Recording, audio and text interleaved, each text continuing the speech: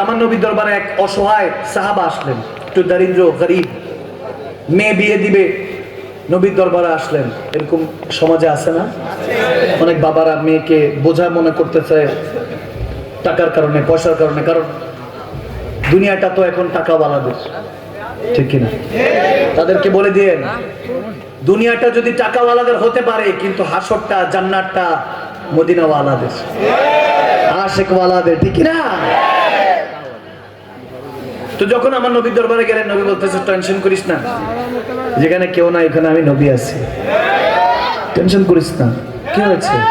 ইয়া রাসূলুল্লাহ, খাই না খাই যেমনই থাকি, মেয়ে তো বিয়ে দিতে হবে, বিদায় করতে হবে, ব্যবস্থা করে দেন। বলে ঠিক আছে, অমুক গলির অমুক এলাকার ডানে গিয়ে বামে, বামে গিয়ে ডানে, এরপরে যে ঘরটা ওখানে গিয়ে আমি নবী মুস্তাফার কথা বলিস, টাকা দিয়ে দিবে। সুবহানাল্লাহ বলে না? মনোযোগ আছে, মনোযোগ আছে। যখন তিনি গেলেন, ওই ঘরের সামনে যখন গেলেন, ঘরের মালিকের সাথে দেখা হলো। টাকা খুঁজতে যাবেন, এখন দেখে মালিক তার যে নৌকার চাকরি করে, খাদেম, তাকে ইচ্ছা মতো বকতেছে। তাই এত খাবারের মতো লবণ দিয়েছো কেন? আজকে কিছু লবণ বাঁচালে তো কালকে কাজে আসতো, এত লবণ দেয় নাকি খাবারে? তিনি তো ভয় পেয়ে গেলেন, লবণের জন্য এত বকা, আমি যদি টাকা চাই পাবনি কোনো ধোকা, ঠিক না? ঠিক না? টেনশন, কি করব কি করব, পায়চারি করতেছি, করতে করতে উনি বলতেছে ঠিক আছে আমি চলে যাই। আবার নবীর দরবারে, ইয়া রাসূলুল্লাহ, বলে বুঝছি, সবকিছু বুঝছি, শোনান লাগবে না, যা, আবার যা। আবার দৌড়ে আসলো, এসে বলতেছে, সামনে গেল, সামনে গিয়ে দেখে আবার যে মালিক, ওই ঘরের মালিক, যার কাছে নবী সাহায্য চাওয়ার জন্য পাঠিয়েছেন, আবার বকাঝকা করতেছে। এই কপির মধ্যে এত তেল দিয়েছো কেন? আগামীকালকের জন্য বাঁচিয়ে রাখতে পারো না? এত তেল দিয়েছো কেন?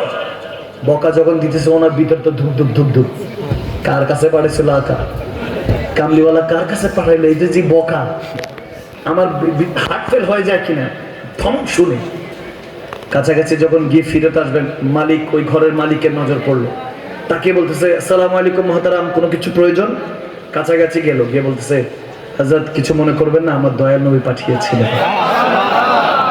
সাথে সাথে ওই ব্যক্তি বলতেছে সাহাবাকে, ওই গরিব সাহাবাকে হাত ধরে বলতেছে ঘরে আসেন, খাবার খান।